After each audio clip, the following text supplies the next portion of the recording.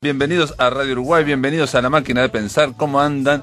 Espero que anden bien. Arranca La Máquina de Pensar, son las 19:02. Hace calor en la ciudad vieja, pero bueno, es lo natural en esta época de el verano, amigos. Esta semana viene surtida, viene con pintura, novelas, poesías sobre los guaraníes, rock and roll. Ayer estuvimos hablando con María Eugenia Grau, ella es la curadora, ayer estuvimos hablando con Macarena Gómez Lombide. Estoy totalmente, es el síndrome de la última semana de diciembre, ¿no? Todo se chispotea. Ayer estuvimos hablando con la poeta Macarena Gómez en torno a su libro Un puñado, editado por Yagurú. También llamamos a Santiago de Chile para hablar con Alfonso Mayo, una muy interesante entrevista, que Alfonso Mayo fue editor de Felipe Polleri, precisamente el año pasado, de su novela Gran Ensayo sobre Baudelaire, y hoy estamos llamando a Madrid para darle la bienvenida también a un crítico, bueno, a un estudioso, un investigador, un amigo de Uruguay,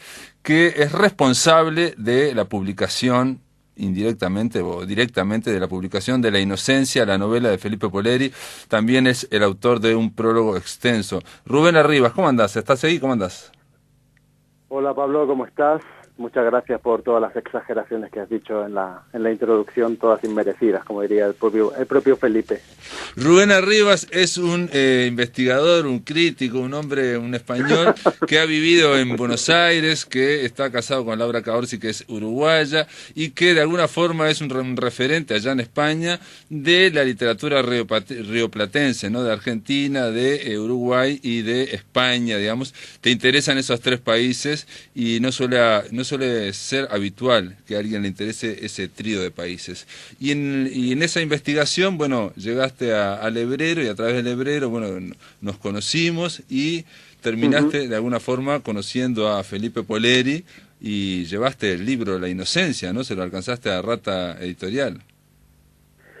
Sí, digo, no es muy habitual, digamos, esa querencia por esas tres literaturas que has nombrado. En mi caso tiene que ver mucho con lo sentimental, con haber vivido en Buenos Aires, con estar casado con Laura y de mis viajes a Uruguay, así que forma parte casi, diría, de mi identidad, y me encanta leer tanto literatura argentina como literatura uruguaya. Y desde ahí, bueno, pues uno intenta ayudar en lo que puede o contribuir a que las cosas que no llegan, pues lleguen, y digamos, hablar en favor de la literatura que le gusta e intentar que se pueda publicar aquí, ¿no? Y en el caso de Felipe Polleri, pues tuve suerte, se lo propuse a Yolanda Bataller, que es la editora de Rata. Me parecía que podía compaginarse con la propuesta que hacía la editorial, y bueno, finalmente funcionó. Costó lo suyo, porque no es fácil. La editorial publica más o menos me parece que son 9 libros al año, pero al final salió bien y estamos muy contentos de que haya salido.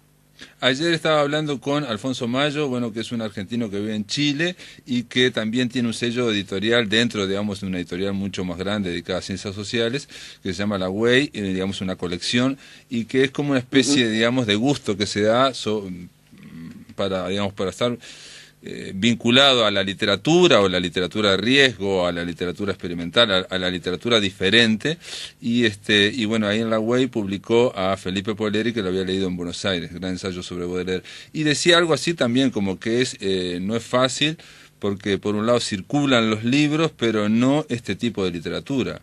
Y en el caso de Felipe Polleri parece que a priori, no sé, digamos, como que no se sabe si a los lectores les va a gustar. Hay una serie de prejuicios siempre, ¿no? Sí, bueno, digo, a ver, los prejuicios me parece que son inherentes más que al mundo editorial, diría a la industria editorial, ¿no? Y enfatizaría la parte de industria, es decir, la parte, el componente donde hay alguien que va a arriesgar su dinero para publicar el libro de otro, y después ese libro pues tiene que llegar a las librerías, el vendedor tiene que ir y colocarlo, el librero tiene que creer en el libro, digamos, toda esa cadena que aquí, por ejemplo, pues ya está muy afeitada, y cuesta ver, por ejemplo, pues eso, un libro como el de Polleri, que a mí me puede parecer muy buena literatura, incluso siendo editor o siendo editora, si voy a encontrar a ese público que lo va a comprar. digamos, y que lo va a disfrutar y que me va a ayudar a que no sea, digamos, a que no sean todo pérdidas, por así decirlo, ¿no? Entonces sí, totalmente de acuerdo con que cuesta que o sea, con esto que me decías de Mayo, de que cuesta que circule esta literatura, porque también hay mucha oferta, por lo menos aquí en España hay muchísima oferta, las editoriales publican muchísimo y no es fácil tampoco lograr visibilidad, lograr que alguien reseñe el libro con propiedad y que, bueno, y que se pueda abrir una puerta a los lectores para este tipo de literatura, pues siempre un poquito más difícil, ¿no? Que otras que hay por ahí. Sí, en realidad no es que sea más difícil, sino que es diferente, ¿no? Y en realidad no todos los lectores les interesa, digamos, arriesgarse, experimentar una lectura diferente. Yo le comentaba precisamente a Mayo, sin decir que me lo había dicho, pero era Constantino Bertolo, que me decía que para leer a Faulkner, bueno, uno lee a Faulkner porque ya sabe quién es Faulkner, entonces está dispuesto a atravesar 80 páginas, un pasillo de 80 páginas donde no se entera de mucha cosa, hasta que eso después empieza a tener todo sentido, digamos. Pero si no hay esa confianza, no todo el mundo está dispuesto a atravesar un pasillo, digamos, y si no es conocido. En el caso de Felipe Polleri, es alguien que tiene mucha trayectoria aquí en Uruguay y que ha, digamos, cultivado esa línea, digamos, sistemáticamente, la misma línea, prácticamente casi diría yo que el mismo libro está escribiendo. Y lo que ocurre ya en España, y me imagino también que ocurre en Chile, es que, como decías vos, hay que vincular a esos lectores que quieren algo diferente. Hay un artículo que precisamente puso Alfonso Mayo en su blog, y yo lo leí ayer, decía: si a la literatura no la estará matando la proliferación indiscriminada de libros, se preguntaba. Pues yo diría que en parte sí, digo, porque al final hay una metáfora, me parece, en alguna de las canciones de Jorge Drexler, que yo lo tomo como tal, hablando, me parece que es de Internet, que viene a decir algo así como cómo beber de una cascada, ¿no?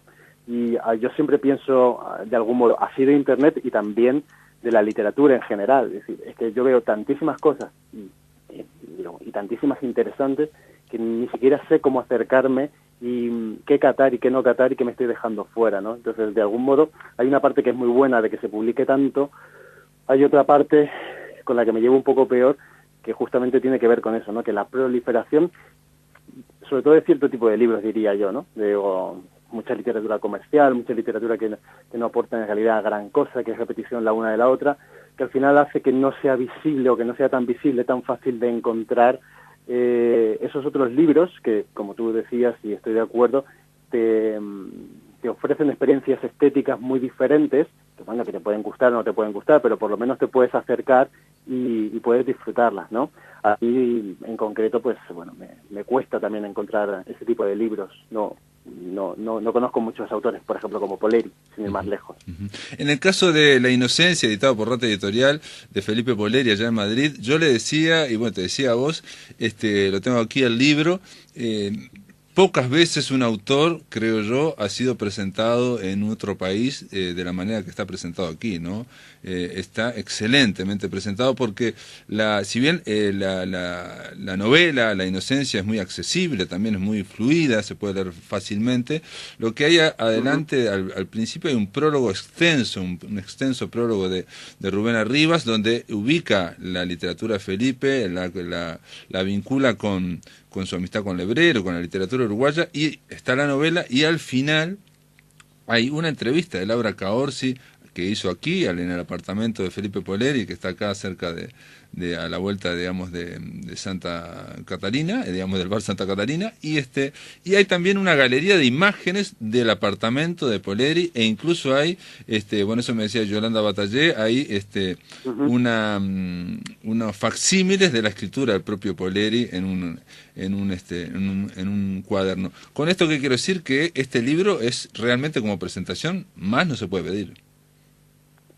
Pues, ¿qué te voy a decir yo? Digo, por un lado, muchísimas gracias por valorarlo, porque, digo, fue un trabajo muy grande, y por otro lado, digo, darle las gracias a la editorial que se volcó, desde el editor de mesa, Yago Fernández, a la editora Yolanda, en que el proyecto fuese lo mejor posible, ¿no? Y que dieron todas las facilidades y buscaron la vuelta por ejemplo, para, no sé, conseguir esto de las fotos, que tú que conoces a Felipe, no fue fácil.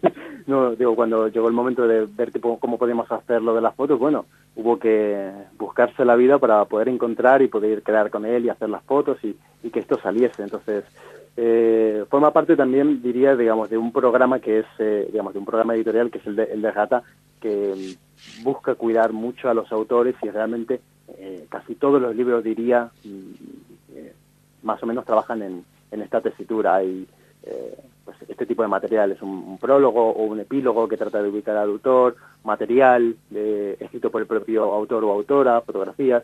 Es una idea también de buscar, de abrir nuevas puertas a los lectores, ¿no? Digo, que hay unos que entran por la entrevista, otros que pueden entrar por un paratexto, y se busca eso también, ¿no? Abrir el número de puertas de lectura, no solamente de entrada al libro, no solamente el situar al lector, que también es importante, ¿no? Y en un libro como este, que, bueno, pues que como toda la escritura de Poleri tiene sus zonas oscuras, ¿no? Y que no siempre es fácil de entender y que está tan a contramano de lo que solemos leer por aquí, bueno, yo creo que hicimos un esfuerzo especial en que estuviese ese material a disposición del lector.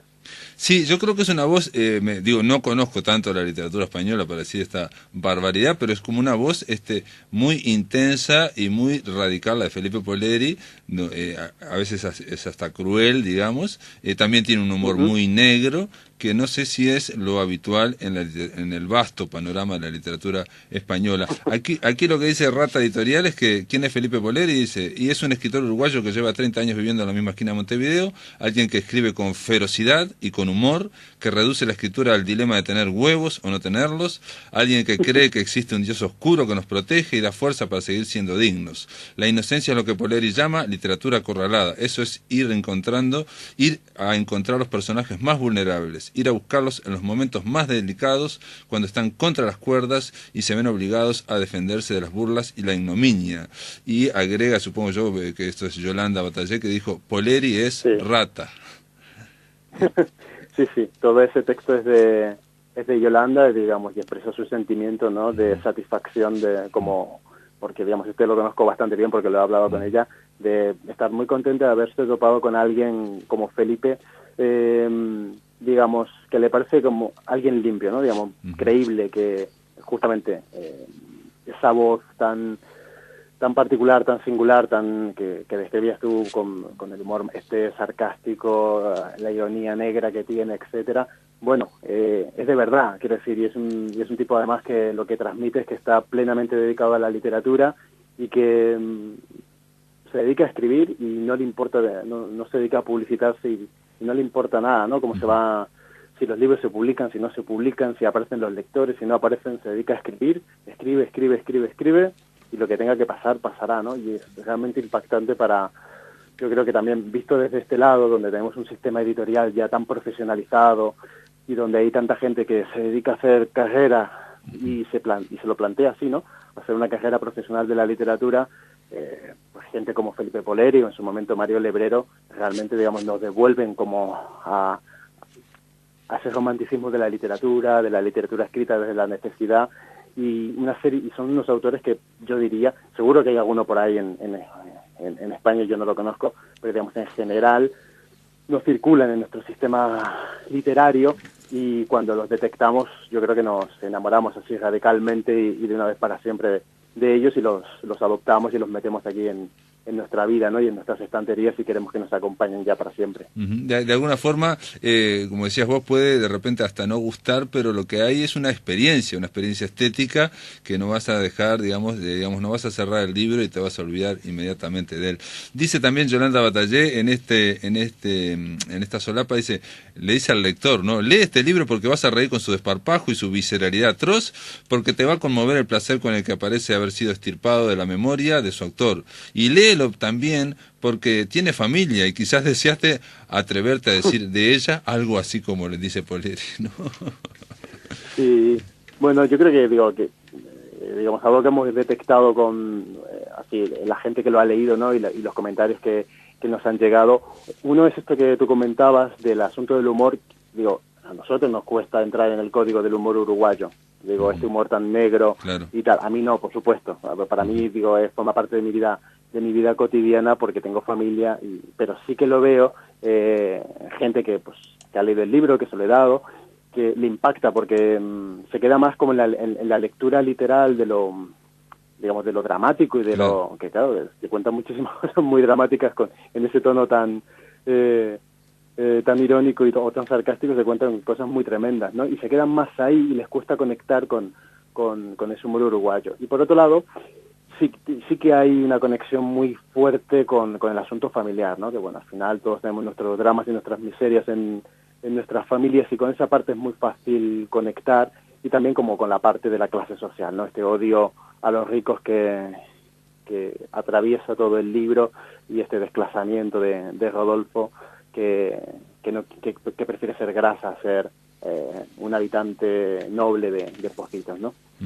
De todas formas, también tengo que aclarar que yo cuando empecé a leer a Poleri, lo pensaba como literal, también pensaba que era un hombre muy cruel, en fin. Después te das cuenta que hay, digamos, detrás de ello hay un humor un poco negro, pero también es cierto que dice verdades o que dice cosas tremendas de la familia en este caso, o de la sociedad. En general siempre, eso también lo descubrí gracias a una reseña que hizo Rubén Arribas, yo no era tan consciente de eso, y eso que había leído mucho a Poleri, es que Poleri siempre está hablando de última y por debajo de el capitalismo, del afán de lucro, del uso de la gente como una mercancía, pero no lo dice panfletariamente ni como mensaje, ¿no? Llega a decir en un momento que todo empeoró en el siglo XVI o XVII, que es cuando empieza el capitalismo.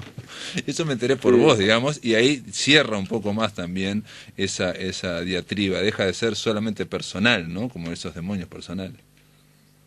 Sí, yo creo que tiene una lectura, digamos que el libro ofrece una lectura política, digo, y me acuerdo, bueno, cuando hicimos la entrevista para preparar el prólogo y, digamos, y los materiales que van a salir en la editorial, digamos, en la edición del libro, me acuerdo que se lo pregunté porque temía haber sobreinterpretado en algún momento, ¿no? Y sí, me dejó claro que sí, que se podía hacer una lectura política de sus libros, y que él siempre estaba del lado de los más favorecidos, y que y que cualquier propiedad en el fondo es un hurto, etcétera, etcétera, ¿no? Este tipo de cuestiones que salen, no sé, en la vida familiar, o que salen en Los animales de Montevideo, o en cualquiera de las otras obras, ¿no? En La inocencia es clarísimo justamente ese odio así hacia el rico, ¿no? ¿En qué te convierte un barrio como, que no digo que a todo el mundo lo convierta, pero digamos, en la hipérbole con la que trabaja Felipe, pues en qué te convierte un barrio como el barrio de Pocitos, que bueno, que es el típico barrio residencial que también tenemos aquí, o en Barcelona, en Buenos Aires, ¿no? Y bueno, yo tampoco creas que, o sea, la primera vez que lo leí, que aparte creo que habíamos coincidido tú y yo en Montevideo, llevaba ahí un taco de libros y llevaba justamente La inocencia, empecé, y lo que quedé fue deslumbrado por la intensidad, por lo políticamente incorrecto que era, por el tono antisolemne, y sobre todo diría que al final porque no había entendido del todo la novela. O sea, me había parecido brillante, me había parecido muy divertida, me había parecido muy distinta a todo lo que yo había leído. Había un autor que tenía unas claves de representación de la realidad muy diferentes a las que yo manejaba habitualmente, y había quedado deslumbrado, pero no lo había entendido ni mucho menos todo. Había una serie de zonas oscuras que yo creo que la he debido de leer como 5 o 6 veces, y todavía no estoy muy seguro de todo lo que dice, ¿no? Y me parece que es una de las cosas más bonitas que tiene Poleri. Al final tiendo a pensar que sus libros son como discos que los puedes escuchar 1, 2, 3, 4 veces, y que las diferentes lecturas no agotan el texto, ¿no? Y eso pasa muy pocas veces, que cada vez vas viendo una arista distinta. A veces me imagino que en alguna de las lecturas encontré esta puerta de entrada con el asunto del capitalismo, que me parece que tiene que ver con esta visión también de este mundo cruel, oscuro, negro, perverso, malvado, que, como dice él, en algún momento está hecho para jodernos, ¿no? Y bueno, como en mi vida cotidiana lo vivo con bastante frecuencia eso, me imagino que me resultó más o menos sencillo conectar con esa parte también. Perfecto, Rubén Arribas, el autor del prólogo de La Inocencia, de esta novela editada allá en Madrid, en España, por Rata Editorial. Gracias por estar acá en la máquina de pensar y bueno, a ver cuando nos vemos, si nos vemos acá o en algún otro lado, ¿no? Te esperamos. Te mando un abrazo grande, che. Sabes que te esperamos acá, en España, para hablar del Lebrero. Esperemos que vaya a hablar de conversaciones con Lebrero. Te mando un abrazo grande. Un abrazo, Pablo. Muchas gracias. En el aire de Radio Uruguay, La Máquina de Pensar. Nos vamos a conversar ahora sobre un escritor muy importante, un poeta muy importante, que no suele ser mencionado normalmente aquí en la literatura uruguaya y en los medios de comunicación. Pero antes vamos a darle la bienvenida al crítico y poeta Gerardo Ciancio. ¿Cómo andás, Gerardo? ¿Andás bien? Bien, muchas gracias por invitarme. Gerardo Ciancio, la idea de invitarte era porque está por salir en la colección Clásicos Uruguayos un libro de Carlos Sabat Ercasti, sí, que es este poeta nacido en el año 1887 y que murió en 1982, y digamos un hombre longevo, casi 100 años, ¿no? 94 años. 94 años, y que no solamente vivió muchos años, sino que escribió muchos libros. Sí. Este año se da una fecha en particular que es los 100 años de la primera edición de Panteos, que Sabat, si sacás la cuenta, del 17 ya era un treintañero cuando... Su primer libro lo sacó. Su primer libro de poesía, había sacado, poesía en prensa, revistas de época, bueno, como pasaba con el 900 y el post-900, ¿no? Esta generación intermedia entre el 900 y lo que vino después. Claro. A la que perteneció Sabat, pero él se trató con mucha gente en 900. Es más, se casó con la hermana de la mujer de Julio Herrera, ¿no? Julio Herrera Rexig. Ah, la primera esposa. La esposa que era Diana de la Fuente. Diana de la Fuente, ¿no? Su primera esposa era... Pero se casó ya Herrera muerto, ¿no? Pero de todas maneras es un poeta que aparece ya maduro con su primer libro, pero... Y además con algo especial, él toda la poesía que la sintió parnasiana o muy modernista, muy rubendariana, muy simbolista o muy decadente, lo que él creyó, digo, porque no fue tan así, lo rompió, lo quemó. O sea, ¿sí? Inicia... A sus inicios. Se calcula que entre según la versión 1910 y 1912, él se deshace literalmente quemando ¿Mirá? Su obra. Para digamos, distanciarse del modernismo de Rubén Darío. Yo lo tomo simbólicamente como una purificación, claro, una purificación de escritura, ¿no? Ahora, el segundo libro que figura aquí es un ensayo crítico de Vicente Bassomaglio. Sí, es un extraño experimento, un cuadernillo. La crítica de Sabat, que hizo muchos libros de crítica, en realidad se parecía más que a la crítica literaria. Sí, está bien, dentro del género tan complicado que es lo ensayístico. Era una prosa bastante poética, una prosa de cercanía. Perfecto. Pero también hay elementos críticos, ¿no? Hay ideas. No está planteado como, digamos, como un ensayo crítico periodístico, sino más bien... Pero en la época, visto desde nuestra lectura, digamos, más estrictamente sincrónica hoy, no es un ensayo crítico. En una colección que después abortó, que se llamaba Rafael Barret, Biblioteca Rafael Barret. Rafael Barret. Salieron 2 libros y que son cuadernillos y ese es el segundo de 1920, creo que es, no lo tengo. 1920 fue el de Basso, ¿no? Acá dice sobre Basso. 1921, dice, pero bueno, 20. También escribió sobre Julio Herrera Rexig, un ensayo crítico también aparece. Sí. Lo que pasa es que la cuestión, y la gente que ha estudiado a Sabat, la cuestión Sabat, digamos, la cuestión Sabat Ercasti, para diferenciarle de otros Sabat de la familia, es, primero que nada, la proliferación impresionante de libros, impresionante. De su producción édita, que entre cuadernillos y libros y algún plegable por ahí anda y alguna hoja suelta incluso, en eso fue un adelantado, andan más de la 50, y otros 50 y pico son inéditos. Dentro de esos inéditos hay miles de sonetos, literalmente hablando. Y a su vez hay una enorme producción bastante desperdigada y no del todo reunida y no del todo relevada. ¿En revistas? En revistas, yo diría que de Uruguay, de América Latina. Él anduvo mucho por América Latina. No tengo exacto el dato preciso, pero todo lo que abrió, él no fue a Europa, en eso se diferencia de sus... Hiciste una breve coetáneos. una semblanza biográfica para este libro que va a salir, Bueno, el clásico uruguayo. la semblanza es es un protocolo, no es el estándar de clásicos uruguayos que nace allá en los años 50, ¿no? Creo que el primer libro fue eso, justamente de crítica. Y se mantiene igual, ¿no? Y en sus especificaciones técnicas, en donde está el prólogo, que se enumera con números romanos, después está la semblanza biográfica y luego los criterios de edición. Yo, digamos, como todo lo que uno hace, en el sentido cuando investigás o indagás o explorás, siempre tenés un excedente, ¿no? Bastante más que el IVA que te queda por fuera. Pregunta, y digamos... Y cosas pendientes también. Y lo que va a salir, claro, digo, obviamente, y sobre todo en biografías, que parece que Uruguay siempre tiene esa gran carencia, ¿no? De que no hay grandes biografías, no sé, digo, ¿no? Sí, para mí hay muy buenos trabajos como el de Brando, sobre Morosoli, que por supuesto es de crítica también, porque es un excelente crítico, pero también se encargó Aldo Mazzucchelli sobre Julio Herrera, de Aldo, sobre pero Julio digo, Herrera. Eso es reciente. Estamos hablando de Sabater Casti, muere en el 82. No, bueno, hubo una muy buena biografía de Quiroga, de Brignone, o sea, eran dos autores de Quiroga, dos amigos de Quiroga, que ahora se reeditó en Salto. Estuvo Leonardo Garete en esa reedición. Pero en general no había... Pasó acá con Carlos Real de Azúa, estuvimos hablando también. Sí, sí, habría que hay una de Rodó en la colección Genio y Figura hecha por Mario Benedetti del año 62 creo que es. Pienso en biografías serias, porque luego hay cosas bastante, para mí, por lo hay menos, mucha novela.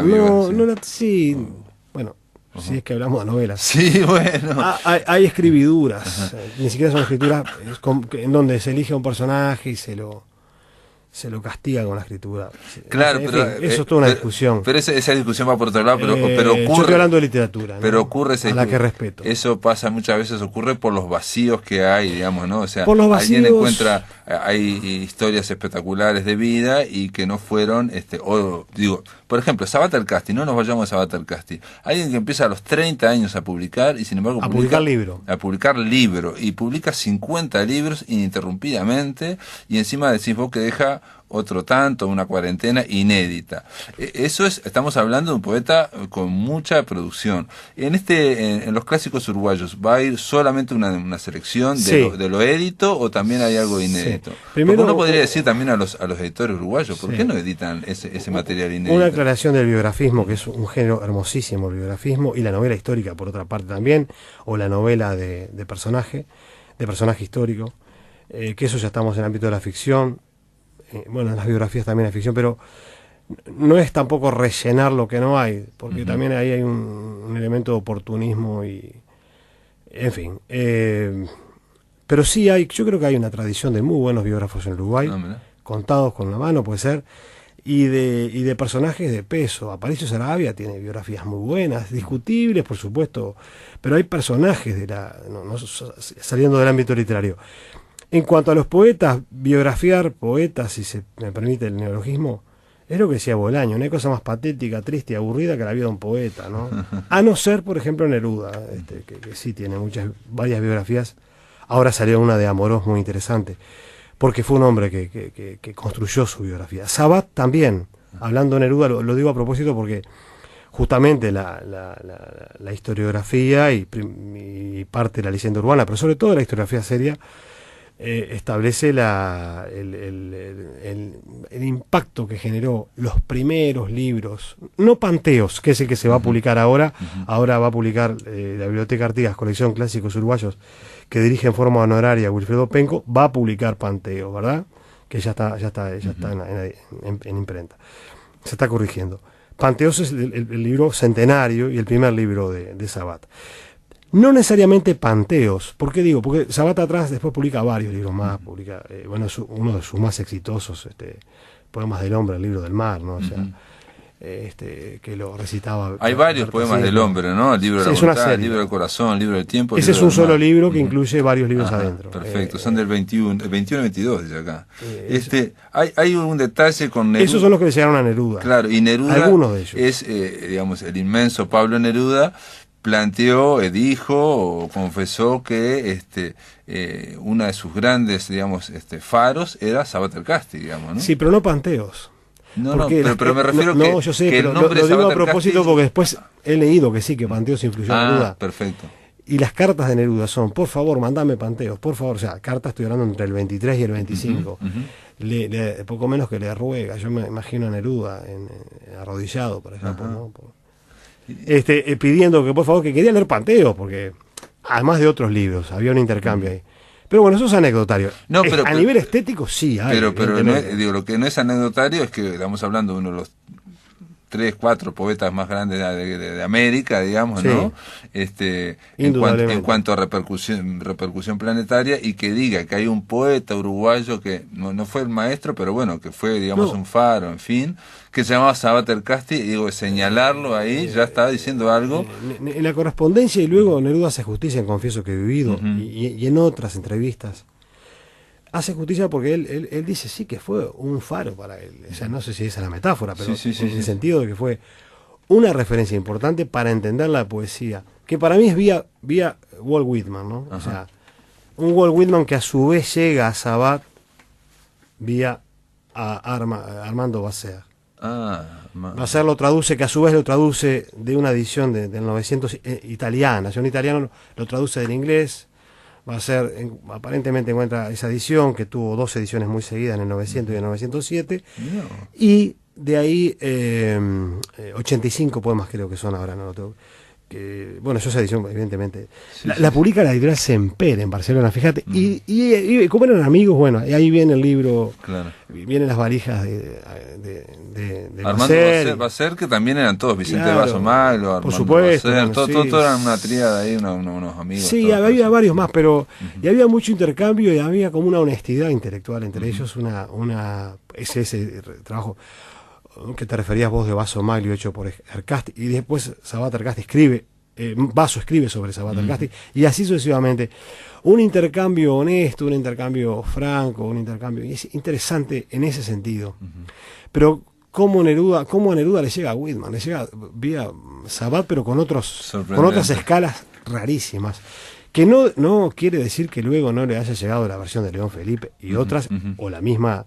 Pero él lo inglés, menciona, ¿no? Sabater Casti, lo menciona como, digamos, como, digamos, alguien que lo marcó en sus comienzos, son los comienzos de Neruda, no nada menos, ¿no? Sí, digamos. Él lo dice así, y es a partir de un trabajo de Amado Alonso, del año 40, bastante tempranero, pero en los años 60, medio siglo, un italiano dice que no, y lo demuestra con una metodología que es estilística y que también es fonoestilística, etcétera, y tropológica, se estudia los tropos, lo demuestra texto a texto, de que en Neruda, yo lo puedo poner en tela de juicio, en la obra de Neruda, hasta los 60 por lo menos, Sabater Casti influye. Demuestra que influye Sabater Casti. Estamos hablando de pasando por lejos, perfecto, incluso el canto general, ¿no? Por encima de eso y de largo. Lo cual es una tesis. Una influencia muy fuerte en Neruda. Claro. Amigos, vamos a hacer una pausa. Estamos conversando con el crítico y poeta Gerardo Ciancio en torno a Carlos Sabater Casti. En el aire de Radio Uruguay, La Máquina de Pensar.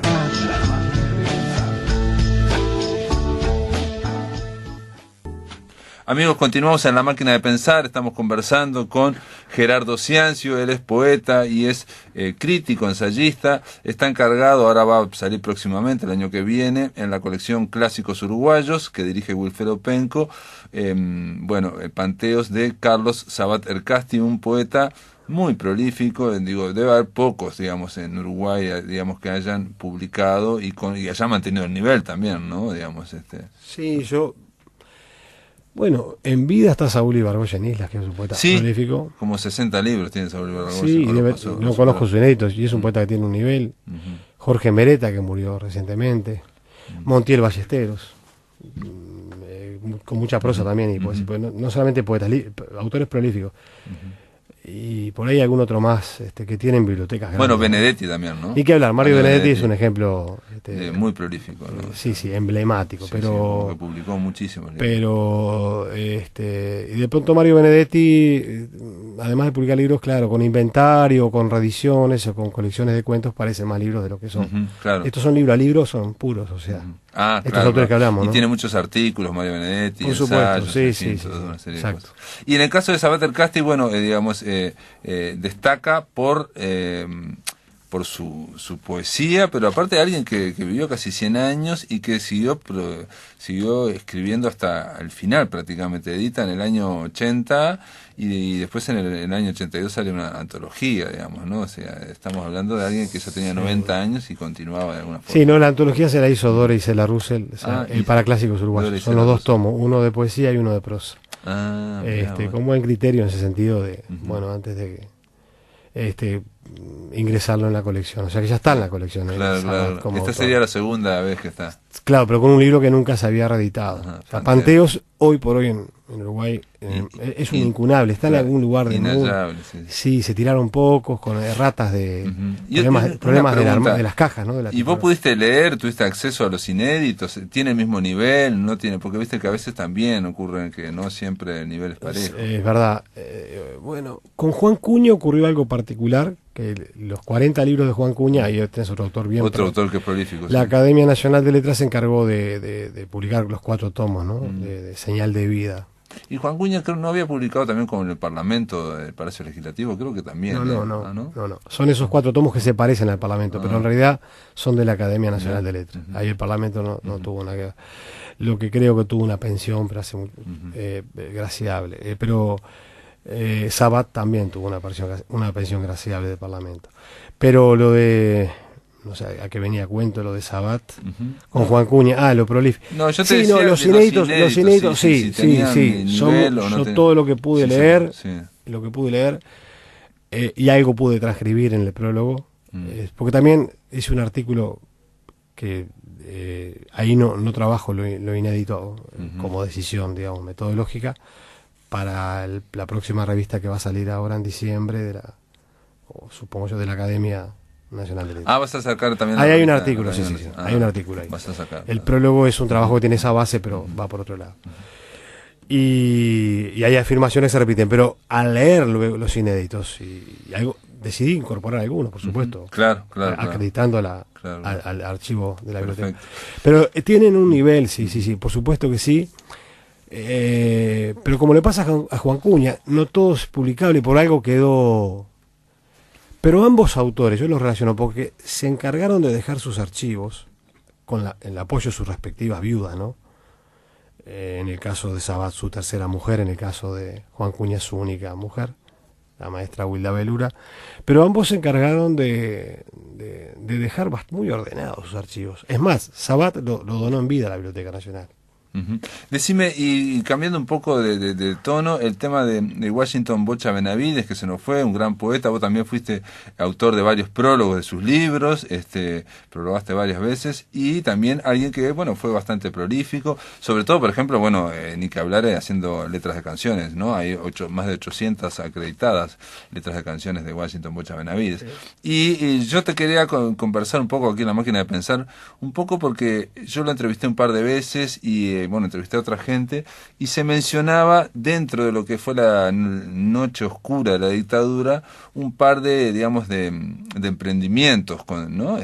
Me acuerdo que hablamos de las ediciones de La Balanza, de Cuadernos de Gran Aldea, y también salía el tema de la colección dentro de Banda Oriental que dirigía el Bocha Benavides, que se llamaba Aquarimantiva, ¿no? Y él dijo, yo escuché, a mí me quedó varias veces la idea de que era una colección de poesía, ¿no? Digamos, dentro de Banda Oriental y dentro de La Noche Oscura. Y un día estando en la casa de Gerardo me mostró que no solamente de poesía, había narrativa también. Sí. Eran libros chiquitos también. Eso es preciosa la colección, es un libro de tamaño como agenda, como una agenda de teléfonos, aquella tipo, no sé, 10x7, sí, bien 12 chico, por 8. Son libros finitos, con el interlineado mínimo. Sí, tipografía, el tipo es pequeño. ahí está Circe Maya, hay más de un título del propio Bocha, Hokusai, que es quizá clave en la época, pero también hay narrativa de Paternain. Yo no sé si recuerdo si es el primero o segundo, creo que es el primer libro de Paternain que aparece ahí. Aparece un libro de cuentos de Rubén Loza Guerrever, el escritor minuano, periodista del diario El País, etcétera. Hay Estrázulas también tiene un libro de poemas y no recuerdo si, creo también aparece uno de narrativa. No la tengo completa, la he visto. No, pero los propios libros tienen, digamos, en la solapa, digamos, los libros publicados o próximamente a publicar, la colección, sí. Y uno lee ahí y ve que no hay solo poesía. Digo porque a veces se generan como una especie de leyendas o de, digamos, ¿no? Y se va repitiendo cosas. Claro. Yo, por ejemplo, busqué en internet, en la web, la colección Aquarimántima y no está, no figura para nada en ningún lado prácticamente, ni en la página web, ni siquiera de Banda Oriental, que podrían estar orgullosos, ¿no? Pero no sí, fue un emprendimiento. Yo, digamos, desde algunas fuentes y de pronto la parte interesada lo puede verificar o ratificar o no, que había un dinero de una venta, un dinero que el propio Eduardo Milán obtiene y sabía de esta especie de veleidad en plena dictadura de Bocha de hacer una colección dentro de Banda. O sea que fue con Eduardo Milán también. Eduardo Milán, sí, Eduardo Milán, creo que, y lo voy a poner entre comillas, porque tengo admiración por su obra poética, por su persona, puso capital. De todas formas, esto es lo que tengo entendido. Y Bocha hace esta colección como una colección de rescate y de mostrar un panorama amplio de la literatura uruguaya, poesía y narrativa, y quizá algunos géneros también intermedios. De escritores que estaban acá, que no se habían ido también, ¿no? Sí, puede ser que sí, que no se hubieran. Sí, porque Milán al poco tiempo se va, pero Milán tiene la cortesía, la deferencia de no publica ahí en esa colección. Él publica en Banda sus 2 primeros libros, pero no en esa colección. Lo cual habla muy bien de toda esta historia. Pero la colección es preciosísima. A mí personalmente me gustan mucho las colecciones de bolsillo, ¿no? Sí. Especialmente las colecciones de bolsillo de la predictadura, pienso, ¿no? Y también estas que salieron ahí, estos pequeños emprendimientos. Sí. Le tengo como un cariño, además de lo literario, a los objetos. Y bueno, y esa colección debería tener una presencia, o por lo menos una mención más fuerte dentro de la historiografía. No, vos es que en algún lugar está, si aparece, pero es una colección muy cuidada por Benavides. Él trabajó muchísimo ahí y no con un interés. Él publicó, por ejemplo, Fontefrida, que es uno de los libros más raros, pues es un libro ecológico o de poesía ecológica avant la lettre, ¿no? O sea, hoy que se habla hasta de ecocrítica. Tía Cloniche también dice que publicó. Tía Cloniche aparece en la colección Poetas Uruguayos de Hoy, pero lo puedo chequear. No lo recuerdo dentro de perfecto. Tía Cloniche es posterior. Perfecto. Pero no, sí, Hokusai sí es del 75, es un libro clave ahí. No recuerdo en el tiempo. El tiempo de Circe. Sí. ¿Lo publicó ahí también? Sí. Sorprendente. Digo, me estaba acordando también de Tata Vizcacha, la primer libro que no tiene nada que ver, pero es un libro chiquito también. Mucho más chiquito. Para poner en el bolsillo. En el bolsillo, sí. Grande. Había un nombre también que tenía que ver con eso, con libros muy chicos y con un interlineado bastante inexistente prácticamente. Sí, la primera edición de Tata Vizcacha, que está hecha a lo largo de 2 años por un tema de la imprentera y por un tema económico de Bocha, que era un joven profesor de Tacuarembó, tiene problemas en el armado, en las cajas. Es una edición entrañable. Es preciosa. Bueno, me lo mostró a mí Ricardo Escagliola, ¿no? Preciosa esa edición, pero me sorprendió lo chica que era, ¿no? Muy chiquita. Y salvando distancias de la quema de sus poemas inéditos y algunos éxitos que hizo Sabat para terminar con fuego, a Bocha se lo quemaron, Tata, ¿no? Claro. Esa edición práctica, gran parte de ella fue quemada en la plaza. Sí. Que no es leyenda urbana, ahí estaba Ortiz Ayala y otra gente que vio la quema, que hizo un grupo facho, ¿no? Fascista. De ultraderecha, fascista. Pero en una acción absolutamente pueblerina, pero peligrosa. Muy pueblerina, sí. Pero peligrosa como cualquier acción. ¿No? Año 55, nazi, ¿no? Año 55, faltaba muchísimo, ¿no? Sí, pero ya había habido algunas señales raras, ¿no?